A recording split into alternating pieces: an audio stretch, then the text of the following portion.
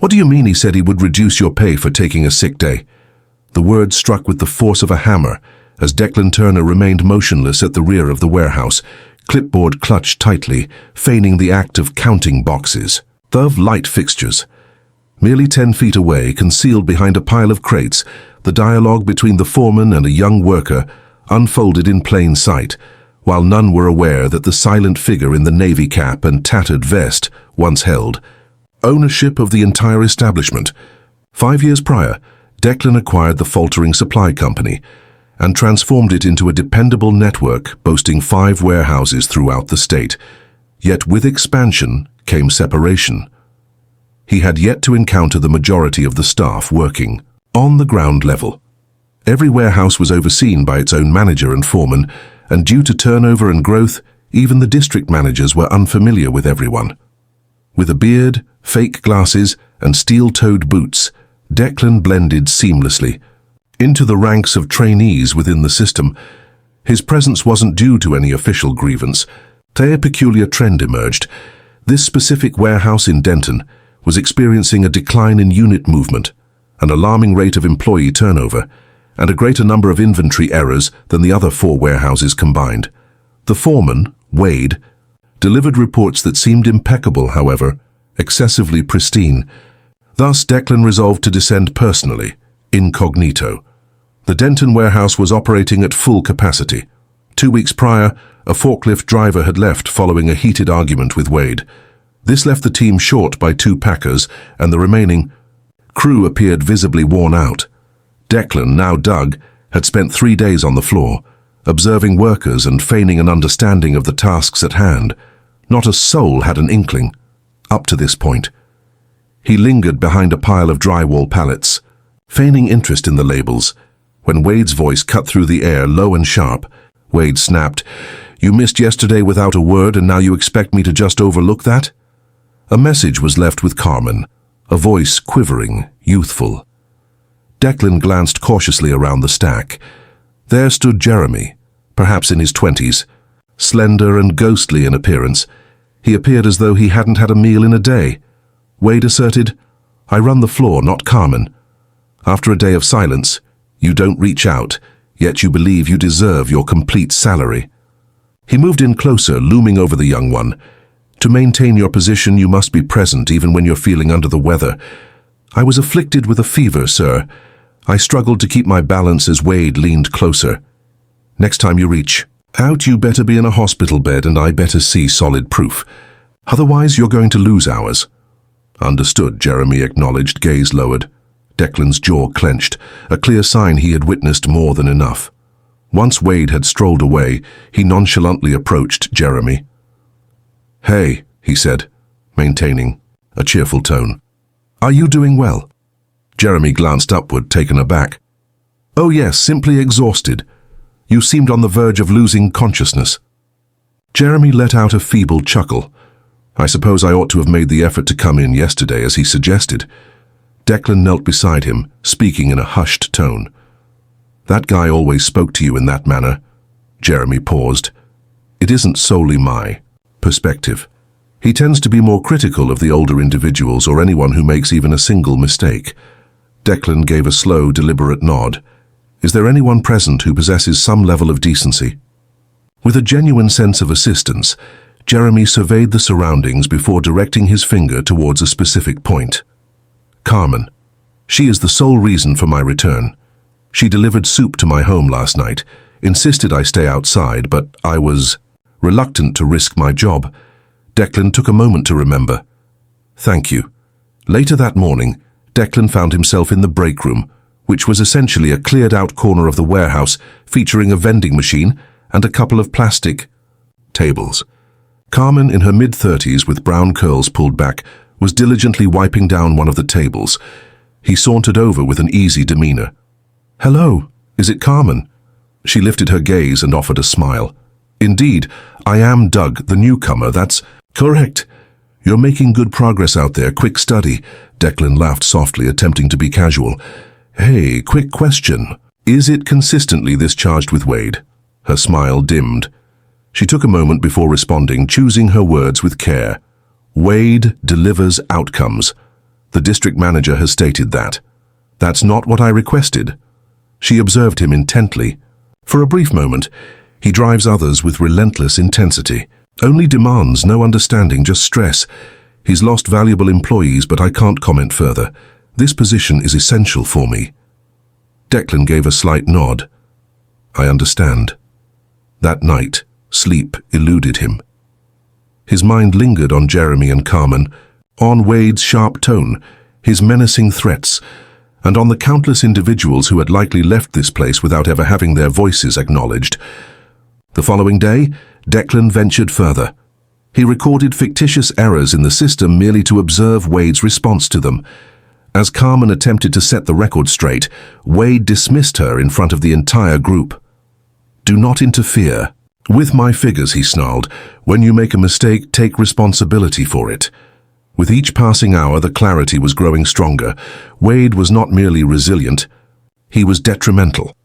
On the fourth day, Declan meticulously recorded everything after arriving early. Wade stood there, commanding the delivery driver with sharp directives. Declan lingered by the loading dock, observing intently. His hands trembled, ever so slightly. He hadn't experienced this level of anxiety in years. He was on the verge of revealing everything. The warehouse lights hummed softly above as Declan entered the brake corner, his breath lingering in the crisp morning air that clung to the concrete walls. It was just past 6, and the loading dock crew was already in a frenzy, working to untangle a misrouted shipment that had come in from the incorrect distributor. Declan had meticulously planned it the night before to avoid any disruption to operations, all in the name of gauging reactions. He rested against a pile of crates, clipboard clutched tightly, observing as Wade strode back and forth by the dock. Doors.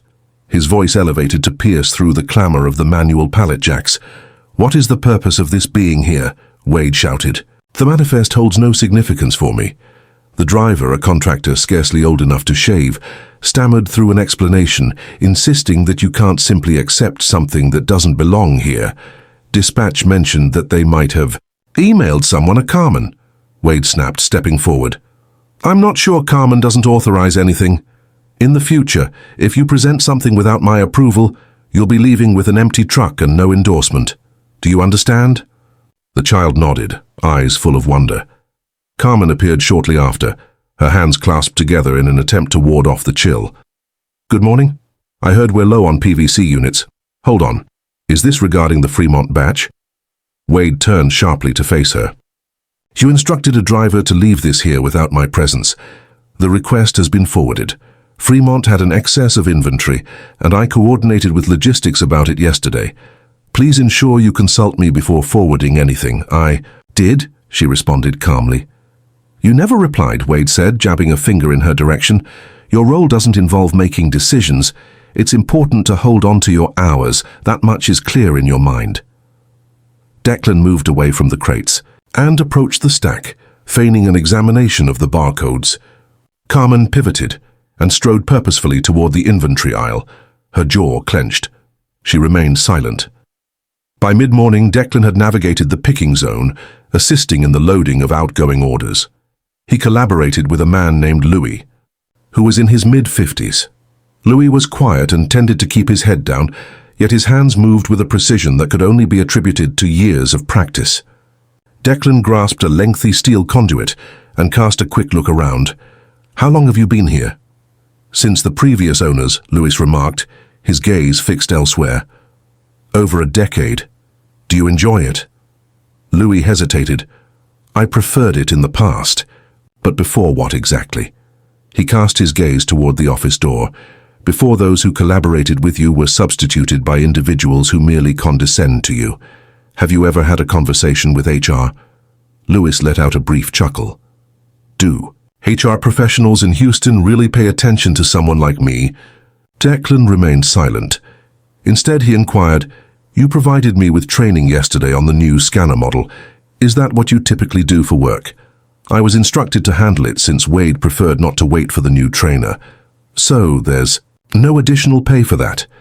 Louis gave a single decisive shake of his head. I refrained from asking. Declan assisted in completing the order and trailed behind Louis to the next bay, where two junior workers were embroiled in a dispute over a missing pallet. Wade burst in moments later. "I promise, if you both mess up another outbound, I will be reducing your hours next week." A tall man with calloused hands stepped forward, commanding attention with his presence. "Bay 7 has remained untouched since yesterday. Are you suggesting that I'm not telling the truth?" "Not at all, but please be quiet and proceed." The man's shoulders tightened. "We're not children, my friend.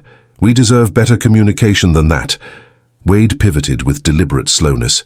"You disapprove of my way of speaking. A stroll is an option you might consider. Are you challenging me on that?" The man stood firm. "I have spent 4 years in this place. All errors are attributed to the ground beneath us. You have never truly possessed anything." Carmen, entering with a clipboard in hand, came to an abrupt halt. Wade advanced with purpose. "Gather your belongings. Your time here is complete." "No, he's not," Declan asserted, taking a step forward. Wade's head snapped around with sudden intensity. "Beg your pardon? I mentioned that he still has work to do here." Wade's eyelids fluttered. "That's not something you're in a position to claim, newcomer." Declan removed the cap. "I certainly do." Silence crashed down, heavy and abrupt like a wrench clattering to the ground. Carmen's eyes grew large with surprise. Louis paused in the midst of his lift. The laborers by the bay gradually shifted their attention. "I'm Declan Turner," he stated, his voice steady, "founder of this enterprise."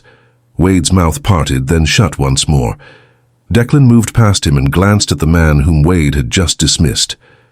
"May I ask what your name is?" "Marcus." "You're staying right here, Marcus. Actually you," he directed towards Carmen. "And Carmen along with Louis can enjoy the remainder of the day off, with full compensation. Return tomorrow." Carmen appeared bewildered. "Is this for real?" He turned, to Wade entirely. "Workspace." In that moment, Wade remained still. "Walk," Declan said, his voice steady and calm. Within the confines of the office, Declan closed the door behind him. "You misrepresented the facts in your reports," he said, moving around the desk. "You manipulated performance metrics, fostered a toxic atmosphere, and took revenge on employees for utilizing their sick leave." Wade let out a derisive laugh. "They possess a gentle quality. To achieve your goals, determination is essential. You have driven away valuable individuals, taken shortcuts and concealed the truth. I've maintained this place," Declan leaned in. "You've maintained it through fear, but fear isn't sustainable." Wade crossed his arms. "You are making an error." "No," Declan replied. "You accomplished that when you overlook the importance of respect over noise. Take a moment to tidy up your workspace. It's complete." Wade paused, his gaze lingering for a heartbeat before he pivoted and exited the scene. Declan ascended and positioned himself at the summit of the metal staircase, surveying the expanse of the warehouse below.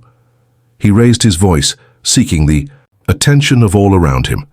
The activity on the floor gradually diminished, leaving only the soft buzz of the overhead lights in the silence. "I'm Declan Turner. This company was established by me 5 years ago. I've been operating incognito here for the past week." Whispers and sharp intakes of breath echoed throughout the room. "I arrived here because I noticed figures that seemed illogical. Yet what I discovered was far more troubling than I had envisioned. The circumstances you've been enduring are simply intolerable. That comes to a close today." He paused. "Wade's employment has been ended, effective immediately." Silence enveloped the room, a heavy stillness replacing any expected applause. "It's clear that many of you have been shouldering a heavier load than what's fair. That comes to an end now. We are currently evaluating all schedules and staffing levels." As he descended the stairs, he knew that the time had come for the unacknowledged efforts to finally receive the recognition they deserved. "Carmen, you will be stepping in as the floor supervisor until we secure a permanent manager. Your trust has been well deserved." Carmen appeared as though she had something to say, yet the words eluded her grasp. "Louis," Declan said, glancing at the older man, "a pay adjustment will be applied retroactively to the start of your training for new hires." Lewis blinked, diverting his gaze, feeling a surge of emotions. Declan faced the crew once more. If you have any concerns, feel free to reach out to my office. Enough with the quiet, enough with the dread. This organization relies on your presence, and from this moment forward, it will truly resonate with you. He strolled back to the dock where Wade was collecting the final remnants of his belongings in a cardboard box. The man departed in silence. Declan averted his gaze as he departed. His attention was directed towards those who remained, the individuals who consistently arrived, not seeking accolades or authority, but driven by a genuine commitment to uphold the integrity of their craft. At last, someone was poised to treat them with the fairness they deserved. Declan found himself solitary in the warehouse office, the atmosphere thick with quietude following Wade's exit. The glass window framed a scene below, where workers navigated the floor with a careful vigor, their uncertainty about the next steps palpable in the air. He placed his hands on the edge of the desk that Wade had once occupied, surveying the scattered incomplete reports, hastily jotted notes, and a whiteboard cluttered with half-erased targets. He caught sight of Carmen as she entered the office doorway. Her expression was cautious, her eyes darting to the space that once held her presence. "Text. I don't want to overstep," she said, "but the team is eagerly awaiting guidance." Declan gave a slight nod. "You're not crossing any boundaries. You are taking on the responsibilities expected of a leader." "I've never run a shift solo," she confessed, her voice barely above a whisper. "I've overseen tasks that filled in gaps, but this one, it's distinct." He mentioned that he wasn't looking for perfection. "I anticipate transparency. If something doesn't feel right, speak up. If someone is struggling, don't allow them to bear it alone," she paused. "I have something to reveal to you." He trailed behind her through the dimly lit back corridor, moving past the inventory cage. She paused at a locked cabinet hidden behind an old compressor unit, almost undetectable, unless one was aware of its presence. Wade secured this tightly. He mentioned it was additional storage space. Yet, on those late nights when I toiled away, I would often hear him in the background, perpetually solitary. Carmen retrieved a key from her pocket and deftly unlocked the cabinet. Within the confines lay 2 clipboards, a partially filled logbook, and a neat pile of printed forms. Declan extracted one and examined it, purchase orders duplicated, some with exaggerated amounts. Some were noted as corrected in handwriting that did not correspond to any of the official documents. He spoke softly. "These aren't in the system." She responded, "I believe he was inflating the shipments, acquiring excess supplies, followed by noting returns that were never dispatched." Declan paused, his gaze shifting to her. "I require all the documents. Let's keep this just between us for the time being. If he was stealing, it goes beyond mere termination. It's outrageous." Carmen gave a brief nod and turned to rejoin the bustling floor. Declan dedicated the following hour to meticulously cross-referencing the forms with the digital inventory logs. The inconsistencies were not significant, yet they were persistent and intentional. Some additional boxes in this spot, some elusive orders in that one. Accumulated over several months, it amounted to a significant total. He stepped onto the main floor and discreetly guided Marcus to the area by the water station. "It seems you've been around for quite some time," Declan remarked. "Have you ever witnessed Wade using the product himself?" Marcus scowled. "No, but occasionally he would finish his shift, only to linger for an extra hour. He claimed he was inspecting freight loads and never allowed anyone to assist." Declan cast his gaze toward the rear dock. "The truck logs do not align with that. Previously oversaw the dock schedule. We had pickups available only until 6. He lingered beyond that point. Declan let out a breath through his nostrils. "Understood. That will suffice for the moment." Returning to the office, he dialed the number. For the regional compliance officer, he requested a comprehensive review of all outbound transactions from the Denton facility. Retrieve all documents that Wade personally signed or approved. Additionally, review the vendor returns. "I want to be informed if there's even a single shipment that's gone missing." He ended the call and stepped outside. Carmen was orchestrating a pallet restack alongside Louis and Jeremy, who appeared pale yet was navigating the task with caution. Declan made his way toward him. Jeremy shrugged, still not feeling completely himself. I didn't want anyone to perceive me as being unproductive. It would be best if you were at home. I have already missed 2 days this month. I can't afford to lose more. Declan observed him closely. What is your schedule like for this week in terms of hours? 32. Increase that to 40 next week, Declan suggested. No extra hours, just the usual schedule. You require the time, and Carmen ensures he won't return here tomorrow. He deserves. They break. Jeremy appeared ready to object, yet Carmen offered a subtle nod. Understood. Next, Declan shifted his attention to Louis. I require a detailed guide on the outbound process, including each step and any potential gaps. I wish to uncover what has been overlooked. Louis inclined his head and gestured toward the dock. Begin with the act of receiving. Begin as the truck doors swing wide open. For the next 2 hours, they meticulously traversed the entire outbound workflow. Declan inquired, observed obstacles and highlighted instances where Wade had imposed expedient measures. A notable problem arose when Wade eliminated the double-check process for shipments in an effort to save time, resulting in an increase in returns and customer complaints. Louis detailed the directive given to staff regarding the omission of confirmations when they fell behind on their timelines. That shifts now, Declan declared. We return to complete verification. There will be no exceptions. That will hinder our progress. I'd prefer to deliver late than incorrectly, Louis acknowledged, though his gaze remained fixed on the towering piles of overdue orders. We could use some extra help. I understand. I'm currently focused on it. As the afternoon waned, the atmosphere in the room transformed. The tension lingered, yet it had transformed from a fragile state born of fear. It was careful, yet inquisitive. Declan observed an increase in individuals voicing their thoughts, seeking clarification on instructions. Carmen glided with newfound ease, shedding the weight of doubt with each stride. She drew him away from the bustle of the packing stations. She expressed a desire to reorganize the inbound racks. They're packed in too closely.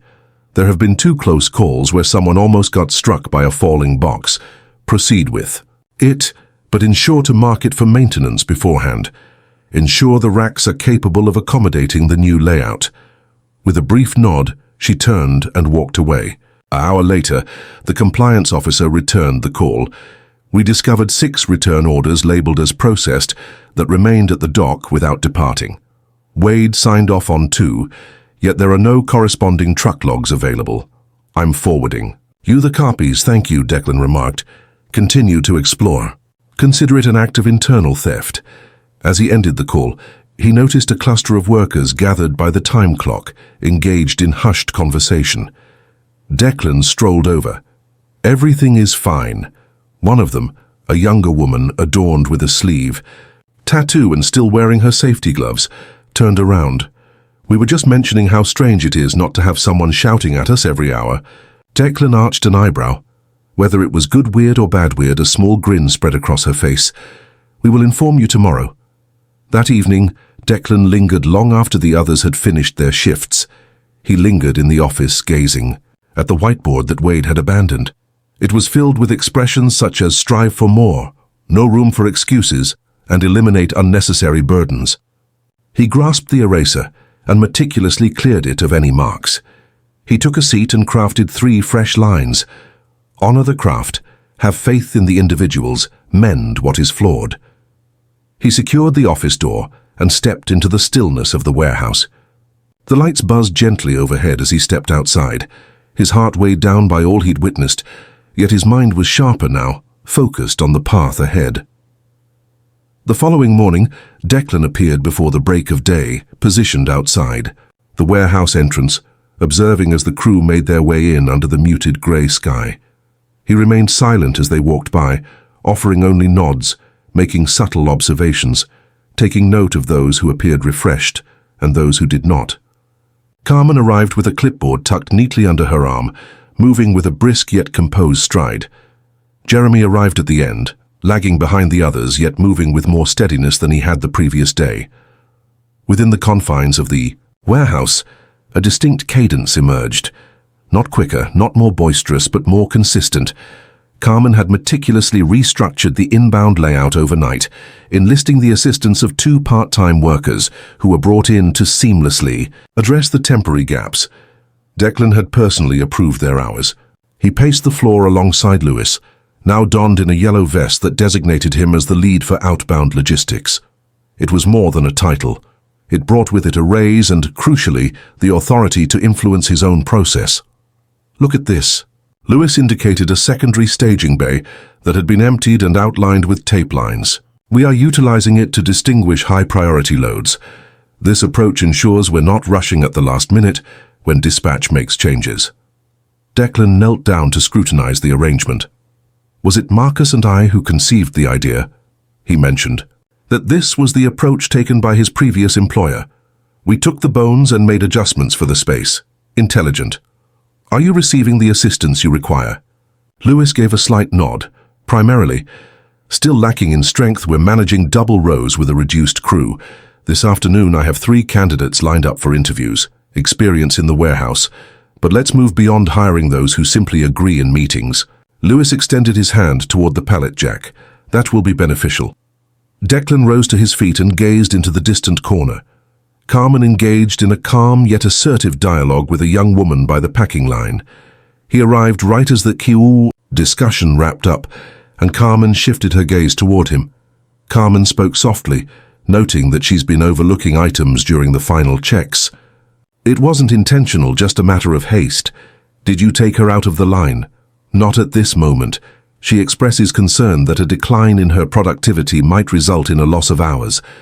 Declan shifted his gaze to the young woman. Could you... Please tell me your name, Riley. You may not be losing hours, but your pace will certainly decrease. Emphasize precision. A single error in a box could lead to losing a client. I see what you mean. Carmen will go over your orders with you every 2 hours until you get comfortable. If additional training is required, it will be provided. Riley nodded, a sense of relief washing over her shoulders. Declan made his way to the break area. He spotted Marcus by the vending machine, casually sipping from a half-crushed bottle of water. Join me, Declan urged. They entered the office, the very one Wade had once occupied, and took their seats across the desk from one another. Declan suggested considering the possibility of taking on a formal supervisor role. Not today, perhaps not next week, but it will happen soon. Marcus lifted an eyebrow in curiosity. I trust your instincts. Voicing your concerns when something isn't right is important. This location requires that. I have yet to take on the responsibility of managing others. You've taken the first steps. You simply haven't named the journey yet. Marcus gazed at his hands. I have no desire to emulate him. You will not be. Carmen and Lewis will be by your side, and I'll be there to support you as well. Marcus gave a slow nod. I will consider it. Excellent. Feel free to proceed at your own pace. Inform me when you are prepared. After an hour, a member of the compliance team showed up, carrying 2 cardboard boxes along with a printed report. Declan tidied up the office and shut the door behind him. The man stated that 6 phantom returns had been confirmed. 3 pieces of hardware that were never recorded in inventory, with an estimated value of just under $8,000. Surveillance footage revealed that Wade exploited blind spots. However, we uncovered a log indicating he loaded pallets after hours without any scheduled shipment. A report is being submitted to legal. Declan crossed his arms. Just go ahead and do it. I demand complete restitution without any settlements. We will provide guidance after legal has conducted their review. Once the man departed, Declan made his way back to the floor. He neither had a clipboard in hand nor donned any gloves. He simply strolled, absorbed the sounds, and observed the surroundings. At a certain moment, he paused beside Jeremy, who was meticulously examining an incoming crate with deliberate and cautious gestures. You're not exerting excessive pressure. No, Jeremy replied, his gaze fixed elsewhere. Carmen asked me to reach out to her if I was feeling unwell. I'm taking my time. Excellent. Jeremy paused for a moment, then replied, It's changed now. Individuals are unreserved in their inquiries. Declan acknowledged. The aim is clear. Later that afternoon, Declan sat down with the district manager, a man named Rob, who had been in charge of all 5 warehouses up to this point. "I've gone through the Denton files," Rob said, placing a folder on the table. "Wade's reports were impeccable. I missed all of it. It was simply because your gaze was elsewhere. You depended on documentation rather than engaging directly on the floor." Rob adjusted his position in the chair. "This situation extends beyond just this warehouse. I have 4 additional ones to oversee. Not any longer. Moving forward, every site will have its own dedicated operations lead. You'll guide the strategy, not get lost in the details." Rob narrowed his eyes. "You are undermining my authority. I am reinstating responsibility. If you wish to remain, you must adjust." A moment of silence lingered. Rob nodded in acknowledgement, grasping the situation. The interviews for new hires commenced at 4 o'clock. Declan attended the initial 2 sessions, both suggested by the existing team. The first was a former construction worker, exuding a serene demeanor with hands that bore the marks of a decade's worth of toil. The second was a single mother working night shifts at a packaging plant, seeking more stable hours. Declan gave his approval to both. No lengthy procedure, no more enduring background delays that stretched on for weeks. They commenced on Monday. As the shift drew to a close, Declan assembled the team by the dock. Not everyone was able to remain. Some had to pick up their children. Some had to clock out, yet a sufficient number stayed behind. He remarked on the consequences that unfold when those in charge lose sight of the essence of their role. "This error will not occur again in this context." He surveyed the gathering. Expressions showed weariness, yet the tension had faded. "This warehouse requires no extraordinary feats. It requires a steady approach, impartiality, and individuals who are dedicated to achieving accuracy. That is what you have demonstrated, and that is the foundation we are constructing upon." He paused. "From this moment forward, no one here will face consequences for simply being human. When assistance is required, one must reach out. Time is essential. Seize it when you can. When you dedicate yourself sincerely, you will receive the respect you deserve in return." Carmen crossed her arms, positioning herself close to Riley. Lewis lingered just behind Marcus, who remained silent on whether he would accept the role. Yet he hadn't turned his back on it either. Declan pressed on. "Many of you may still be pondering the authenticity of this, and I completely understand your skepticism. However, the evidence will be clear in the schedules. In the moments that reveal clarity in the individuals who communicate without raising their voices for stature." He took a step back. "Return to your place of residence. Take a break. On Monday we begin anew." As the team scattered, Declan took a final stroll through the warehouse. The room held a stillness, the boundaries redrawn, the illumination softened to conserve energy. He pushed open the office door, seized Wade's worn chair, and wheeled it out to the loading dock. He reached for a wrench hanging on the tool wall and carefully unfastened the nameplate from the office door. He flung the chair and the plate into the scrap bin. As he departed, he did not glance back. The warehouse thrived without a supervisor looming above. It required an individual who had already experienced the journey and understood the burden of responsibility.